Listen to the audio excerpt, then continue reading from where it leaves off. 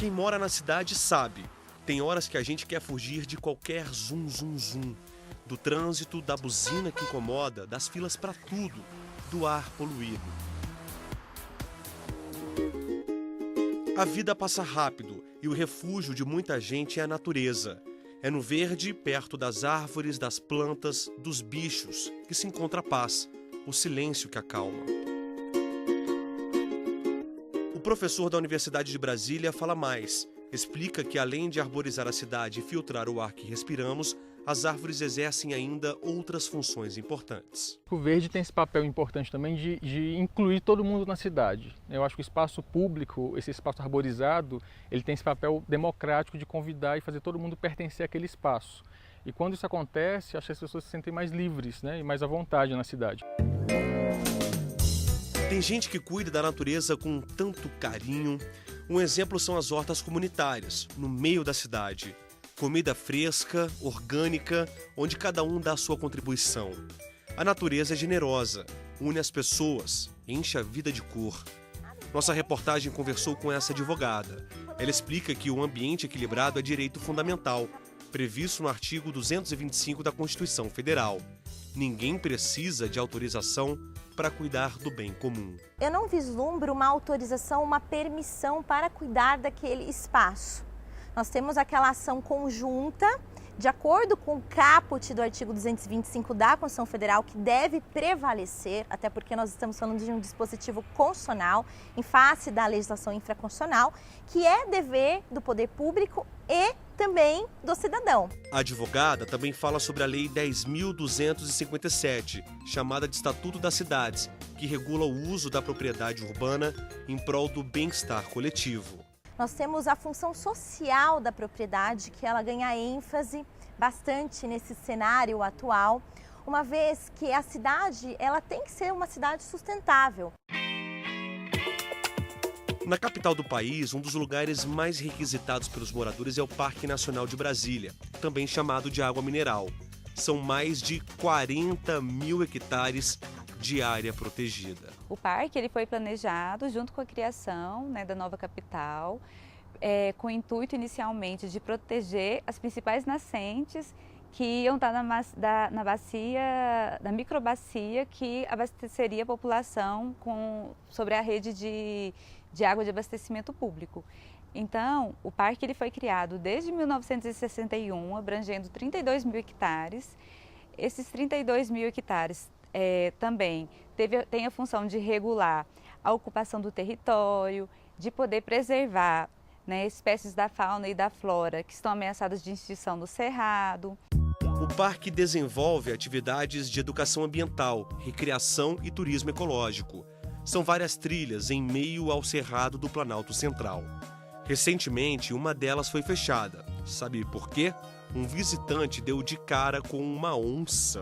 Imagine o susto. A gente identificou um jovem macho que provavelmente está desgarrando da família, né, e está ocupando o novo território dele. Então ele está um pouco ansioso, assim, né, está com comportamento de demarcação. E aí a gente optou por prevenção para fechar essa trilha por um tempo, até ele se adaptar, de estar longe da família dele, de estar, né, seguindo a vida sozinho e se adaptar nesse território. O parque também desenvolve atividades de educação ambiental e turismo ecológico, mas sem dúvida nenhuma, as grandes atrações daqui são as piscinas naturais. Por que você gosta de vir aqui no parque? Porque aqui tem silêncio, dá para fazer uma prece, dá para ficar ao ar livre e é bem legal, também dá para banhar de piscina. As crianças se jogam, vamos lá, os adultos também. Os idosos aproveitam do jeito que querem. Não é à toa que o parque recebe cerca de 300 mil visitantes por ano. Para muita gente, unir família e natureza é sinônimo de diversão, cenário perfeito. A natureza, a paisagem, assim, né? O lugar que é tranquilo, tudo é perfeito, né? Pra gente descansar, desestressado do dia a dia. É bem diferente da cidade. Ah, com certeza. Isso aqui é paz, tranquilidade. E lá? Lá é correria. É sem comentário, lá é só correria mesmo. Barulho, buzina, trânsito. Horrível, tudo. Nem parece que estamos dentro da cidade. Com certeza, aqui eu falo que é um paraíso, né? Um espaço como esse, para você, é bom por quê? Principalmente para a criançada, né? Férias, as crianças ficam muito em casa e a gente traz para espairecer um pouco. As piscinas é realmente o carro-chefe, é o que a população conhece culturalmente, né? Desde a criação de Brasília. Nós estamos diversificando os usos, abrimos recentemente uma trilha para bicicleta, né? Já estamos na segunda. Hoje a gente tem mais de 50 quilômetros de trilha de bicicleta. Tem uma trilha externa que liga até a Floresta Nacional de Brasília. E além disso, também outro carro-chefe nosso aqui, né, de qualidade de vida, é a questão da educação ambiental. Nós trazemos mais de 500 professores para poder fazer um curso de educação ambiental com enfoque em unidade de conservação e a preservação do Parque Nacional de Brasília. E esses professores trazem os seus alunos, né, eles mesmos sendo guias dos alunos, para poder multiplicar esse conhecimento. Durante muitos anos, a maioria dos moradores do Distrito Federal enxergava o Parque Nacional de Brasília como um clube e não como uma importante unidade de conservação. Antigamente, quando acabava o dia, havia sempre muito lixo e os funcionários tinham trabalho para fazer a limpeza. De alguns anos para cá, o comportamento tem mudado.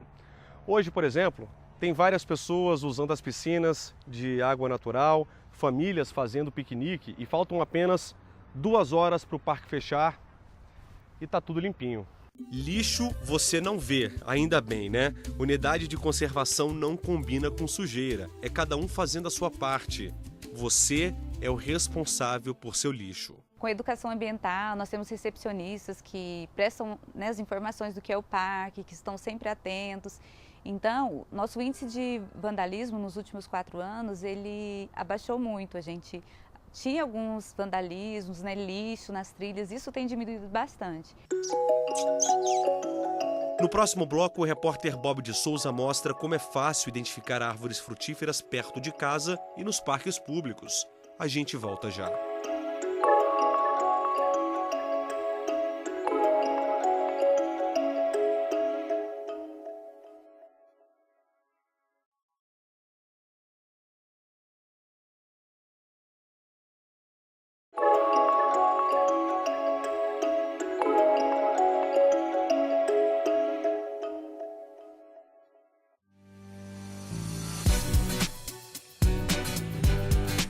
Como já vimos no programa, a humanidade está voltando para a natureza básica.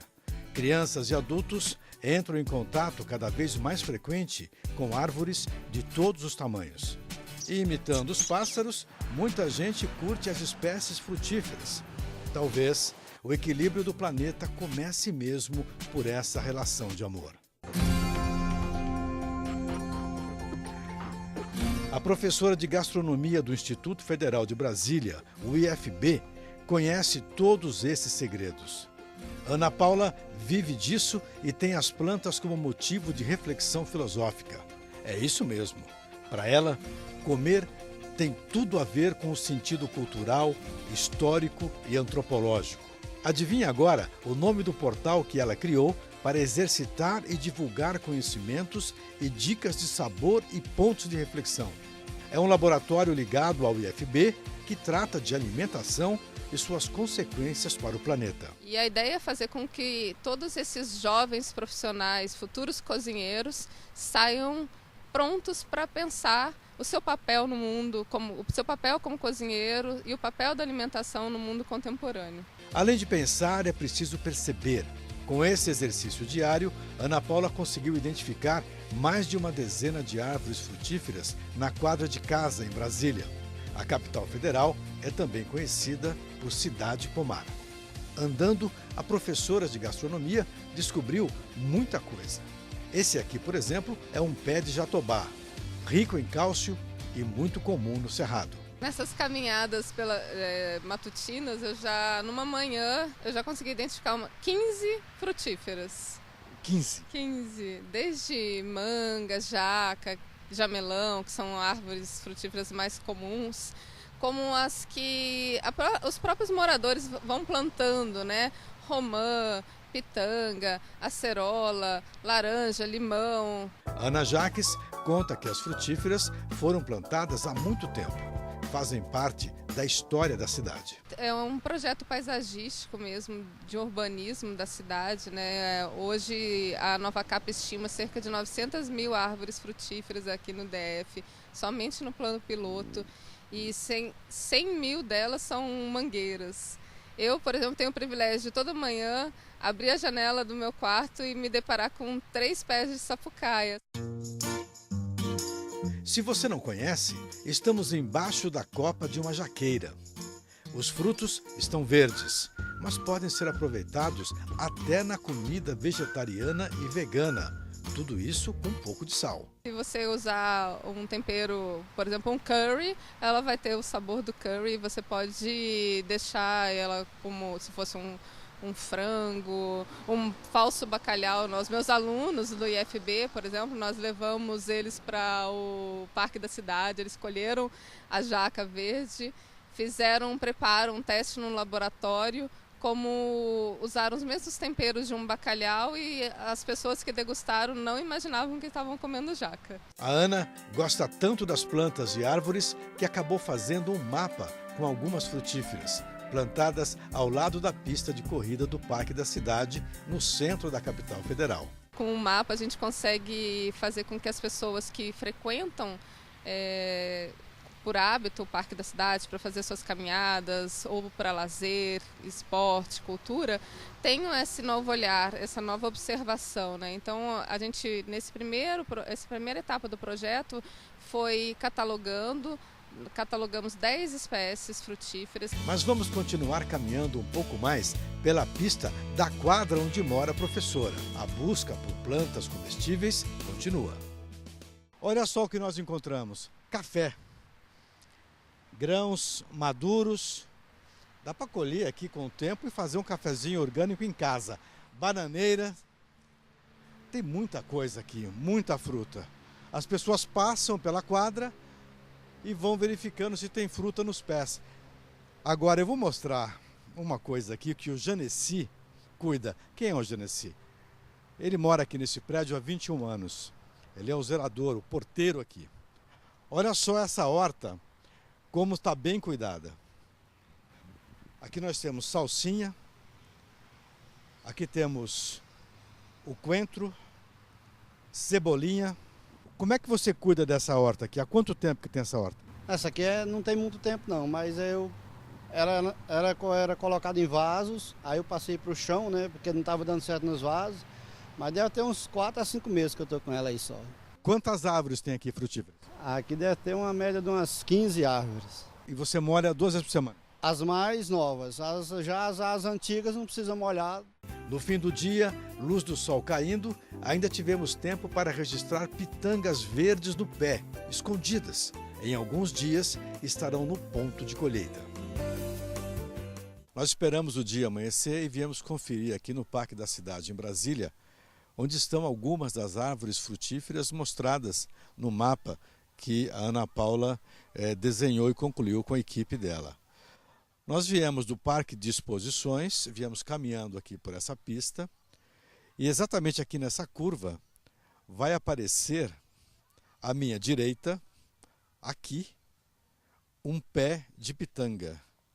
Ele está marcado aqui em vermelho, exatamente aqui. Bom, vamos verificar primeiro se o pé é esse e se tem alguma pitanga. Vamos conferir aqui. Ana Paula, eu estou olhando aqui o mapa, depois dessa caminhada, a posição é essa mesma? Sim. E o pé? Chegamos. É esse daqui? Que espetacular! Dentro do conceito Comer e Pensar, Ana pretende agora que o mapa do pomar do parque possa levar as pessoas à reflexão mais profunda sobre o papel da natureza em nossa vida. A isca é a fruta. Por falar em fruta, será que podemos degustar uma pitanguinha madura? Você já fez a colheita, então? Já colhi pra gente. Opa, coisa boa, dá licença, hein? Olha aqui que maravilha. Olha aqui, ó. Orgânica, natural, agroecológica e de graça. De graça. Que espetáculo. Olha aqui, ó. Bom, então agora só nos resta experimentar essa pitanga, né? Vamos ver aqui. Muito boa, né? Boa, né? E outra questão importante é depois você pega a semente e ajuda a dispersá-la. Por exemplo? Assim. Exatamente. Assim, né? Muito bem. Vamos ver agora uma outra fruta que você disse que colhendo verde tem uma outra função. Sim, nós vamos ali onde tem uma concentração boa de pés de genipapo. Olha ele aí, gente, o genipapo. A fruta é usada em licor, mas existe uma outra função para a seiva azul, que libera quando cortado ainda verde. Bem, você acabou de ver um pé de genipapo. Nós colhemos aqui 2, só para que a Ana Paula explicasse para a gente como é que ele vai ficar azul. Ana, aqui está o genipapo. Como é que você vai te extrair aqui aquela seiva azul? Isso, você corta ao meio, pode cortar ao meio, e já com o contato com o oxigênio, a genipina vai começar a agir, começar a oxidar e ficar azulada, né? Aí, para extrair o corante, você tira a casca, pode pegar toda a polpa, processar no liquidificador com um pouquinho de água e depois peneirar e coar. Usa luva, senão sua mão vai ficar azul, preto por mais ou menos uma semana. E no próximo bloco, o repórter Leonardo Ferreira mostra como as crianças se divertem em contato direto com a natureza.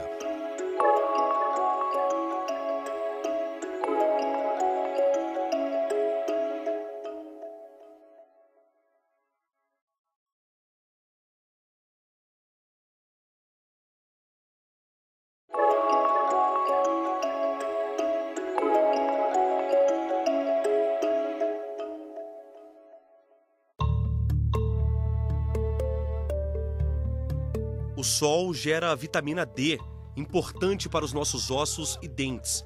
Mas claro, a exposição não pode demorar. 15 minutos por dia já são suficientes. Especialistas afirmam que a vitamina D melhora o humor e reduz o risco da pessoa desenvolver doenças como câncer, diabetes e acidentes vasculares cerebrais. Outro grande benefício para quem frequenta esse tipo de ambiente é combater o estresse. Hortas comunitárias, por exemplo, são atividades que ocupam a cabeça e fazem muito bem à nossa saúde.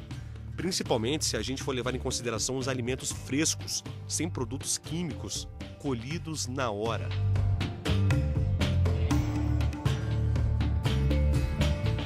Na área central de Brasília, os prédios tomam conta do cenário.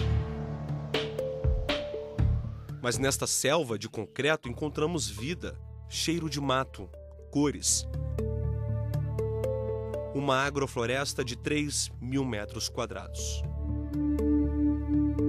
Quem teve a ideia de começar a plantar alimentos nesse espaço foi o Igor, ex-morador do bairro. Desde criança eu sempre amei plantar, mexer com planta, colher, comer da terra. E eu fui fazendo isso na minha prática normal e as pessoas vieram me perguntar o que eu estava fazendo e tal. E eu vim chamando para participar e a gente resolveu um dia sentar para sonhar junto. E a gente sonhou esse projeto aqui de agricultura urbana, com central de compostagem, com viveiro, com produção de hortaliças, frutas, com uma horta para as crianças, um trabalho de educação ambiental. O sonho do Igor passou a ser também dos moradores. O plantio foi devagarinho, aos poucos. Numa agrofloresta, a regra é deixar a natureza agir do jeito dela. É um sistema integrado de produção que tende a uma independência de insumos e ao equilíbrio ecológico. Todos são bem-vindos. Pode chegar, colocar a mão na terra, ajudar a plantar, colher e levar comida para casa. A gente nada mais faz do que tornar realmente esse espaço público. E aqui transitam muitas pessoas para conhecer o espaço que eu nem o resto do pessoal conhece, que vem aqui colher, vem aqui plantar. A gente chega, de repente tem um canteiro plantado, a gente fala, uai, quem é que fez isso? E é para ser assim mesmo, é para ser aberto, inclusivo, né, sem distinção de cor, de raça, é para todo mundo estar junto. A agrofloresta é independente. Além de oferecer alimento saudável, quando chove, ela exerce outra função importante na cidade. É um sistema de produção resiliente, onde você tem bastante biomassa sendo produzida para cobrir o solo, você tem diversas raízes diferentes trabalhando a vida naquele solo ao mesmo tempo, então as plantas tendem a ser mais saudáveis e mais independentes de água. A natureza faz bem para as pessoas de todas as idades, inclusive crianças.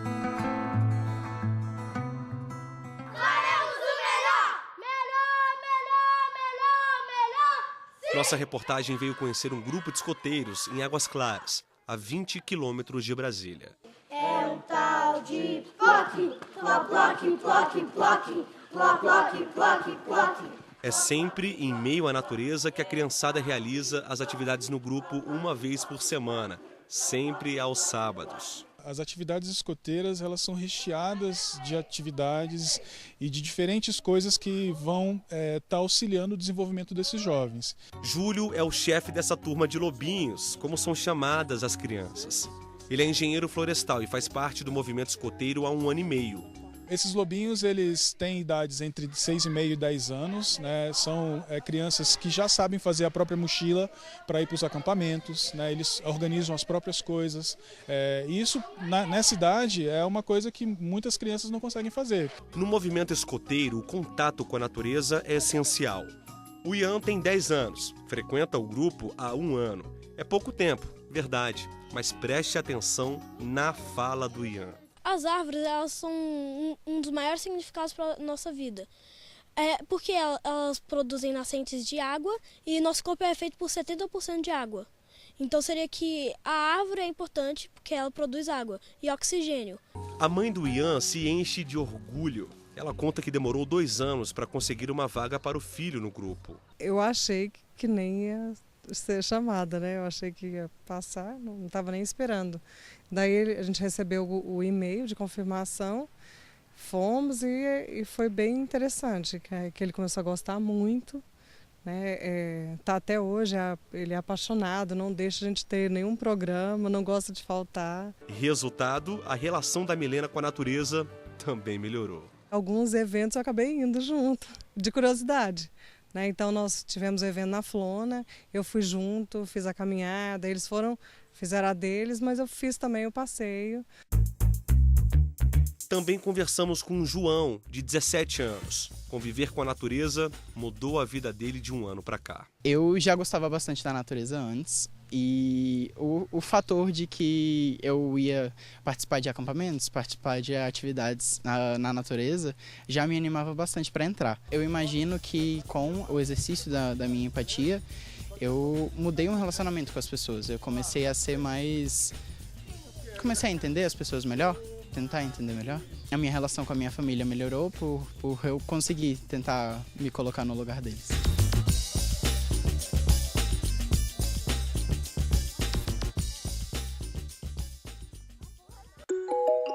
O Meio Ambiente por Inteiro fica por aqui. Quer rever esse ou outros programas? Acesse tvjustiça.jus.br.